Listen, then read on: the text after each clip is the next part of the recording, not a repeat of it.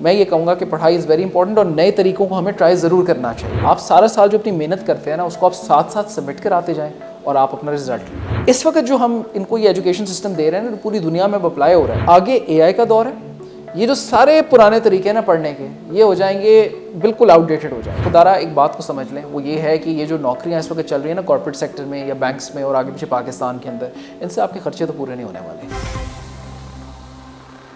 GNN+ में खुशामदीद, मैं हूं तैयब सुलेही। नाज़रीन, पाकिस्तान में एक ऐसा एजुकेशन सिस्टम मुतारिफ करवा दिया गया जिसके तहत जितने भी मैट्रिक, इंटरमीडिएट, ओ लेवल्स, ए लेवल के स्टूडेंट हैं, बगैर इम्तिहान दिए डिग्री हासिल कर सकते हैं। ये क्या ऐसा सिस्टम है, किस तरह से मुमकिन है ये कि बच्चे इम्तिहान भी ना दें और डिग्री भी हासिल कर लें? हमारे साथ उसामा मेमन साहब मौजूद हैं, इनसे जानते हैं कि कौन सा ऐसा सिस्टम ये लेके आए हैं पाकिस्तान में। अस्सलाम वालेकुम। अस्सलाम वालेकुम। उसामा भाई, सबसे पहले तो मुझे ये बताइएगा कि ये कैसे पॉसिबल है कि इम्तिहान दिए बगैर बच्चे जो हैं वो मैट्रिक कर लें, इंटर कर लें, ओ लेवल्स, ए लेवल्स कर लें? अच्छा, दुनिया जो है ना आजकल बहुत ज़्यादा जा रही है टुवर्ड्स असाइनमेंट बेस्ड सिस्टम, जिसके अंदर रिसर्च होती है, लोग अपने जवाब वगैरह तलाशते हैं, रिसर्च करते हैं, फिर उन जवाबों को तैयार करते हैं, फिर सबमिट करवाते हैं।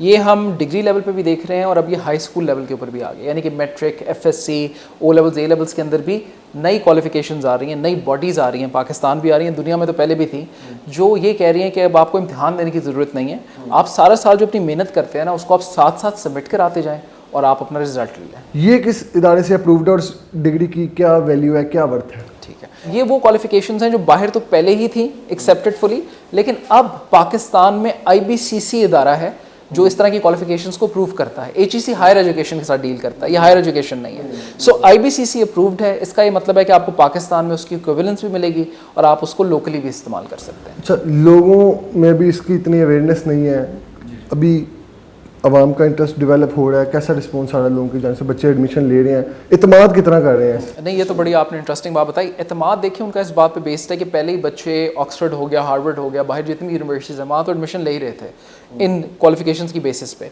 इतमाद लोगों का इस बात पे अब डेवलप हो रहा है और उनको ये ज़रूरत भी महसूस हो रही है कि यार देखें, एक जो आपका रिजल्ट आता है ना, मैट्रिक का एक रिजल्ट हो गया, FSC हो गया, ओ लेवल्स, ए लेवल्स, आपके साथ ज़िंदगी भर चलता है और उसकी कोई अगर आपका बुरा आ गया ना तो आप हर दफ़ा हर इंटरव्यू में बैठ के एक्सप्लेन करते हैं ये बुरा क्यों आया था। बिल्कुल। एक सवाल होता है जी, ये देखिए ये आपका रिजल्ट बुरा है, आप कहते हैं नहीं जी फिर देखिए मैंने बैचलर्स में अच्छा किया, मैंने मास्टर्स में अच्छा किया।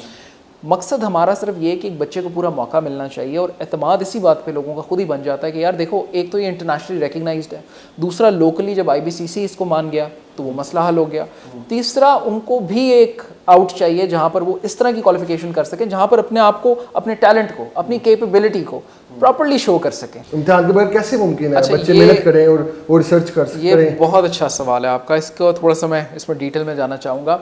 एक चीज़ है जिसे हम कहते हैं काम चोरी, एक चीज़ है जिसे हम कहते हैं कि बच्चा डिसइंटरेस्टेड है।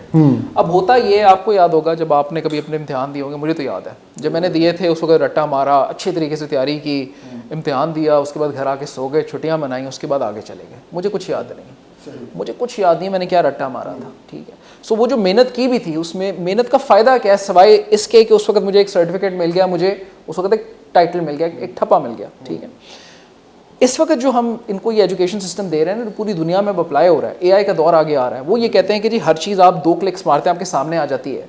ठीक है, आपको उसको याद करने की क्या ज़रूरत है? आप ये दिखाएं कि क्या आप इन्फॉर्मेशन को कहीं से पढ़ के सही तरह से उसका निचोड़ निकाल सकते हैं, उसको आप जवाब को अप्लाई कर सकते हैं, आप उसको एक फॉर्मेट में ला सकते हैं, जो पूछा जा रहा है उसका जवाब दे सकते हैं। और यही स्किल अगर आप गौर करें तो असली ज़िंदगी में भी अप्लाई होती है।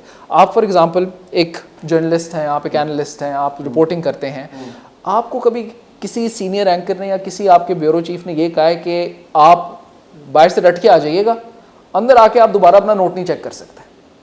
आप 50 दफ़ा अपने नोट्स को देखते हैं, एक शॉट लेने से पहले नोट को चेक करते हैं, आपको इजाज़त होती है। किसी डॉक्टर को देख लें, एक सर्जन को ये कहा जाता है कि बाहर से रट्टा मार के आना है, अंदर आके ऑपरेशन थिएटर के अंदर कुछ तुमने नहीं देखना, जो होता है फिर कर ही देना, 30% मार्क्स आगे देखी जाएगी। ये इम्तिहान का तो पैटर्न ही ये है, अंदर आप एक दफ़ा आ जाते हैं लेट्स से, और अगर आपने कोई एक चीज़ मिस कर दी है या आपकी तबीयत ठीक नहीं है या आपके दिमाग से वो सवाल का जवाब निकल गया, ज़िंदगी भर आप उसको साथ लेके फिरते हैं कि यार मेरा तो रिजल्ट ही अच्छा नहीं आया।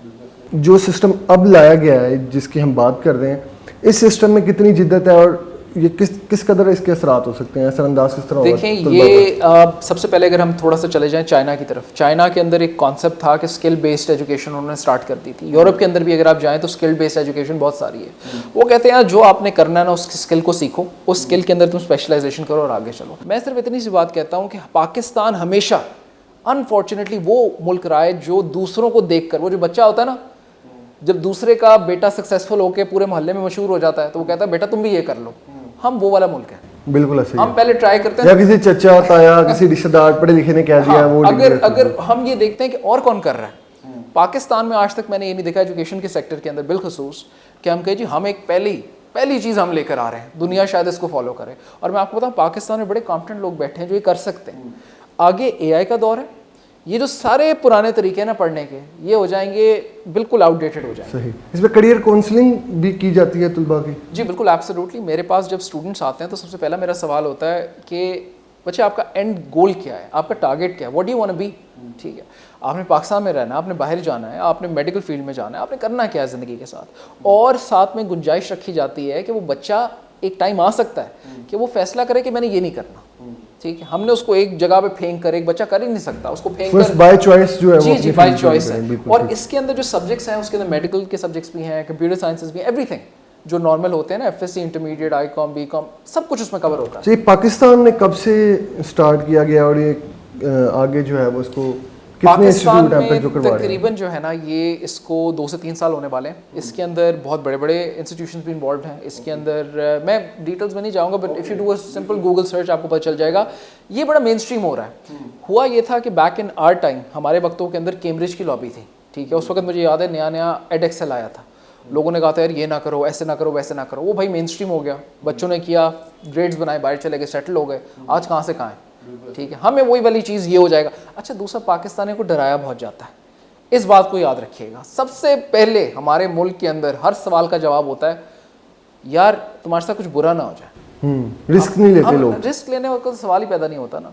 इसी इससे जुड़ा हुआ अब आप देखते हैं पिछले दिनों के अंदर हमारी बात भी हो रही थी पहले इस बारे में कि ई-कॉमर्स बड़ा एक हॉट टॉपिक हुआ। बच्चे आते हैं आके कहते हैं जी ये पैसे फेंके, गाड़ियाँ दिखाई और कहा कि जी पढ़ाई छोड़ दो, ये कर लो।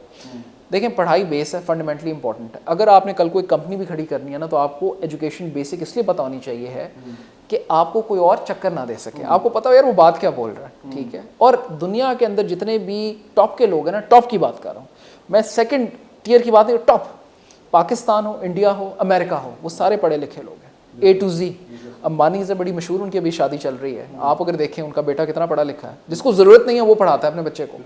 सो पढ़ाई तो कहते हैं ना बहुत ज़रूरी है, मुसलमानों के ऊपर तो वैसे ही फ़र्ज़ किया गया था, लेकिन मैं ये कहूँगा कि पढ़ाई इज़ वेरी इंपॉर्टेंट और नए तरीकों को हमें ट्राई ज़रूर करना चाहिए। तो ये कितना कॉस्टली है कि आप इन डिग्रीज में इनरोल हो सके? और अच्छा, इसको देखें, आप इस तरह देख लें कि एक तो ये जो सारा पैटर्न आ रहा है ना नया, ये सिर्फ हाई स्कूल लेवल पे नहीं आ रहा, डिग्री लेवल पे भी आ रहा है, पूरी दुनिया में आ रहा है। तो आपकी जो मंथली फ़ी है that could be anywhere between 12,000 to 16,000 rupees per month. ठीक है, और आपका साथ के अंदर आपके पेपर्स पे डिपेंड करता है आप कितने देते हैं। वैसे जहाँ पर एक और बात बता दूँ आपको, इंटरमीडिएट के अंदर फॉर एग्जांपल मिनिमम पेपर भी 7-8 देने पड़ते हैं कम से कम भी।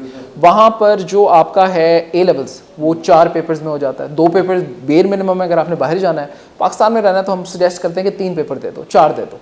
सो वो आपके लिए ऑब्वियसली पढ़ाई भी कम हो जाती है। आप बड़े टारगेटेड पढ़ते हैं लेकिन ऑब्वियसली प्रॉपर पढ़ते हैं। तो इस लिहाज से वो जितने पेपर देगा उसकी जो फीस होती है एग्जामिनेशन की वो होती है साल के एंड के ऊपर, वो भी कम हो जाती है। तो इतना उसका एग्जाम इसमें भी अल्टीमेटली है नहीं। देखिए, एग्जाम जो है ना उसमें ऑप्शन बड़ी क्लियर है। जो बच्चा एग्जाम देना चाहता है उसके लिए एक और पाथवे है, जो बच्चा नहीं देना चाहता, जो असाइनमेंट उसको एग्जाम नहीं देना, ठीक हो, उसको तो एग्जाम देना ही नहीं है ना। ओके, इस इंटरमीडिएट मैट्रिक के अलावा आगे भी फर्दर स्टडीज भी इसी एजुकेशन सिस्टम के अकॉर्डिंग हो सकती है? बिल्कुल हो सकती हैं। अब आज के दौर के अंदर BBA, आपके MBAs, आपके लॉ LLBs, आपकी इवन जो स्पेशलाइजेशंस हैं बाकी फील्ड्स के अंदर, उसके अंदर बहुत सारा assignment based, project based studies हो रही हैं, हैंड्स ऑन जिसे कहते हैं। जितने भी दुनिया के अंदर एग्जेक्टिव प्रोग्राम्स चल रहे हैं ना, वो तो चलते ही इस तरह हैं, इतना टाइम पढ़ो, इतना टाइम काम करो। ठीक है, हम इसे कहते हैं जी, इसके अंदर हम RPL करते होते हैं, रिकग्निशन ऑफ प्रायर लर्निंग होती है। उसके अंदर एक चीज़ ये दी जाती है कि अगर एक बंदे के पास कोई प्रोजेक्ट है ना वो बना सकता है या एक रिसर्च का पॉइंट बना सकता है, तो उसको उसके अगेंस्ट क्रेडिट देकर डिग्री दे दी जाती है। इस क्वालिफिकेशन के बाद क्या वो इस काबिल हो जाता है स्टूडेंट के वो कहीं जॉब कर सके अच्छी जगह पे या उसकी कोई अच्छी इनकम जनरेट होगी? देखिए बिल्कुल हो जाता है। मैं एक आपको इंटरेस्टिंग बात बताता हूँ। There are many opportunities. मैं बहुत सारे बच्चों को डाइवर्ट करता हूँ टुवर्ड्स दुबई, मैं बच्चों को डाइवर्ट करता हूँ टुवर्ड्स यूके। मैं उनको बताता हूँ कि आपने किस तरह करके स्कॉलरशिप्स के लिए अप्लाई करना है, आपने वहाँ जाके जॉब अपॉर्चुनिटीज़ कैसे एक्सप्लोर करनी है, अपनी पढ़ाई मुकम्मल करें, अपना फ्यूचर बनाएं। प्लीज़ खुदारा एक बात को समझ लें, वो ये है कि ये जो नौकरियाँ इस वक्त चल रही है ना कॉर्पोरेट सेक्टर में या बैंक्स में और आगे पीछे पाकिस्तान के अंदर, इनसे आपके खर्चे तो पूरे नहीं होने वाले। ये तो हम देख रहे हैं, इन्फ्लेशन रेट जिधर पहुँच गया बात ही खत्म हो गई है ना। ये तो एक हिडन सीक्रेट नहीं रही है।